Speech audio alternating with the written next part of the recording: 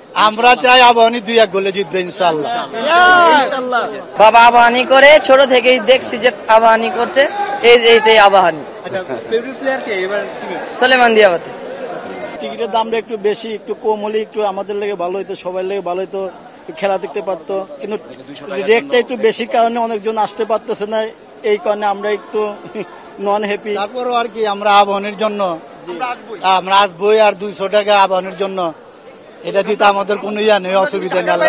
আমরা এখানে 200 টাকা কেন দেখবো না?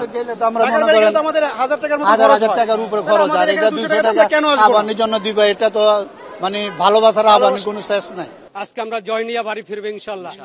গোল করবে দিয়াবাতে গোল করবে ইনশাল্লাহ। আবাহনী আমরা পয়েন্ট পাবো আজকে ইনশাল্লাহ। আমরা জিতুম, জয় নিয়ে আমরা বাড়িতে যাবো ইনশাল্লাহ। অবশ্যই ভালো লাগছে, কারণ 6 থেকে 7 বছর পরে আমরা ঢাকা মাঠে খেলা দেখতেছি, এটা অনেক আল্লাহর কাছে শুকরিয়া। এবং ফেডারেশনকে বলবো, এই খেলার পরে লিগের খেলার সামনে আসতেছে, এই খেলার ভিতরে যাতে আমরা সবসময় প্রিমিয়ার লিগের খেলাগুলি ঢাকা মাঠে দেখতে চাই। আমরা সবসময় ফেডারেশন কাছে এই প্রত্যাশা করি, সবসময় খেলা দেখতে চাই।